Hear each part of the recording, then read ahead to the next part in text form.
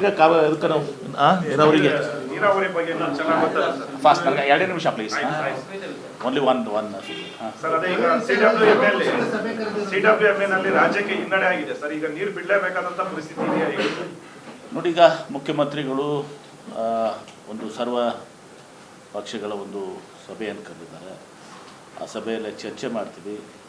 ನಮಗೆ ಈಗ ನೀರಿಲ್ಲ, ನಾವು ಅದಕ್ಕೆ ಅಪೀಲನ್ನು ಕೂಡ ಮಾಡುವಂಥ ನಿರ್ಣಯ ತೆಗೆದುಕೊಳ್ಬೋದು ಸುಪ್ರೀಂ ಕೋರ್ಟ್ನಲ್ಲಿ, ಆಮೇಲೆ ಸಿಡಬ್ಲ್ಯೂಎಂಎಲ್ಲಿ.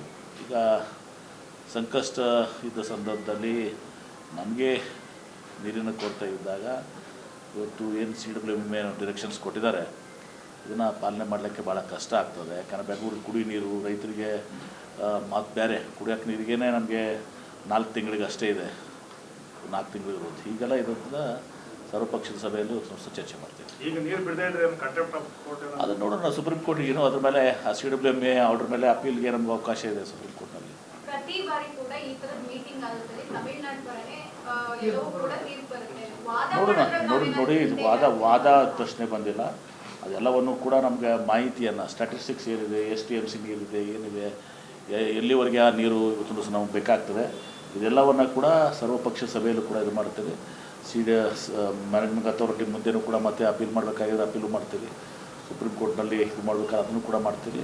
ಆದರೆ ಈಗ ನಾನು ಹೇಳೋದು ಸರಿಯಲ್ಲ. ಇವತ್ತು ಮುಖ್ಯಮಂತ್ರಿಗಳು ಏನು ಸಭೆ ಕರೆದಿದ್ದಾರೆ, ಆ ಸಭೆಯಲ್ಲಿ ಎಲ್ಲರ ಒಂದು ಅಭಿಪ್ರಾಯ ತೆಗೆದುಕೊಂಡು ಎಲ್ಲ ಪಕ್ಷದ ಲೀಡರ್ಸ್ ಇರ್ತಾರೆ, ಮಾಜಿ ಮುಖ್ಯಮಂತ್ರಿಗಳು ಇರ್ತಾರೆ, ದಿನ ಜಲಸಂಪನ್ಮೂಲ ಸಚಿವರುಗಳು ಇರ್ತಾರೆ, ಎಲ್ಲರೂ ಕೂಡಿ ಇವತ್ತು ಹೊಸ ನಿರ್ಣಯ ತೆಗೆದುಕೊಳ್ತಾರೆ.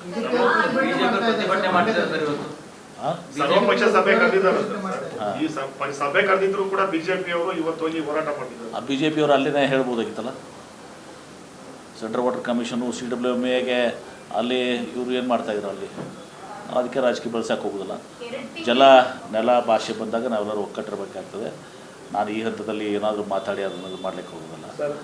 ಅವರು ಕೂಡ ಕೇಂದ್ರ ಸಚಿವರುಗಳಿದ್ದಾರೆ, MPs ಇದ್ದಾರೆ, ಎಲ್ಲರೂ ಕೂಡ ಒತ್ತಾಯ ಮಾಡಬೇಕಾಗ್ತದೆ, ಹೋಗಿ ಮನವರಿಕೆ ಮಾಡಿಕೊಡ್ಬೇಕಾಗ್ತದೆ ಸೆಂಟ್ರಲ್ ವಾಟರ್ ಕಮಿಷನ್ಗೆ, ಕಾವೇರಿ ವಾಟರ್ ಮ್ಯಾನೇಜ್ಮೆಂಟ್ ಅಥಾರಿಟಿಗೆ, ಸಿಡಬ್ಲ್ಯೂಎಂಎಗೆ ಮತ್ತು ಜಲಶಕ್ತಿ ಸಚಿವರಿಗೆ ಏನಿದ್ದಾರೆ ಅವರೆಲ್ಲರಿಗೂ ನಮ್ಮ MPs ಕೇಂದ್ರ ಸಚಿವರು ಕೂಡ ಮನವರಿಕೆ ಮಾಡಿಕೊಡ್ಬೇಕಾಗ್ತದೆ. ಸರ್, ಯಡಿಯೂರಪ್ಪ ಅವರು ಮತ್ತು ಎಸ್ ಎಂ ಕೃಷ್ಣ ಅವರು ಇದ್ದಂಥ ಸಂದರ್ಭದಲ್ಲಿ ಈ ಥರ ಘಟನೆಗಳೆಲ್ಲ ಆಗಿವೆ. ನಿಗದಿ ಮಾಡಿರುವಂಥದ್ದು ಪರಿಶೀಲನೆ ಮಾಡಬೇಕು ಅನ್ನೋ ಥರದ್ದು ಏನಾದರೂ ಅನಿಸುತ್ತೆ? ನಾವು ಹೇಳಕ್ಕೆ ನಿಶ್ಚಿತವಾಗಿ ನಾವು ನಮ್ಮ ಸ್ಟ್ಯಾಟಿಸ್ಟಿಕ್ಸ್ ಕೊಡಬೇಕಾಗ್ತದೆ. ನಮಗೆ ನೀರಿನ ಕೊರತೆ ಇದ್ದಾಗ ಬಿಡು ಅಂತ ಹೇಳೋದು ತಪ್ಪಾಗ್ತದೆ. ನಮ್ಮ ಹತ್ರ ಸರ್ಪ್ಲಸ್ ಇದ್ದಾಗ ನಾವು ಬಿಡಲೇಬೇಕಾಗ್ತದೆ. ನಾರ್ಮಲ್ ಇಯರ್ದಲ್ಲಿ ನಾವು 172 TMC ಬೆಳಗುಂದದಲ್ಲಿ ಬಿಡ್ತೀವಿ. ಏನ್ರಿ 192 ಇತ್ತು, 177 ಆಗಿದೆ. ಈಗ ಇದು ಸಂಕಷ್ಟದ ಸೂತ್ರ, ಇದು ಸಂಕಷ್ಟದ ವರ್ಷಗಳಂತ ಏನಂತಾರೆ. ಆ ಸಂದರ್ಭದಲ್ಲಿ ನಾವು ಕ್ರೈಸಿಸ್ ಇರೋ ಸಂದರ್ಭದಲ್ಲಿ ಅದಕ್ಕೆ ಒಂದು ಗೈಡ್ಲೈನ್ಸ್ ಇದೆ, ಯಾವ ರೀತಿ ಇವತ್ತು ಸಂಕಷ್ಟ ಸೂತ್ರ ಮಾಡಬೇಕು. ಅದೆಲ್ಲವೂ ಕೂಡ ನಾಳೆ ಚರ್ಚೆ ಮಾಡ್ತೀವಿ. ನಾನು ಈಗಿನ ಹೇಳೋದಿಲ್ಲ. ರವಿವಾರ ದಿವಸ ಅದನ್ನ ಚರ್ಚೆ ಮಾಡಿ ಎಲ್ಲರ ಅಭಿಪ್ರಾಯ ತೊಗೊಂಡು ಮುಂದಿನ ಹೆಜ್ಜೆಯನ್ನು ಇಡ್ತೇವೆ. ಥ್ಯಾಂಕ್ ಯು, ಧನ್ಯವಾದಗಳು. Thank you sir.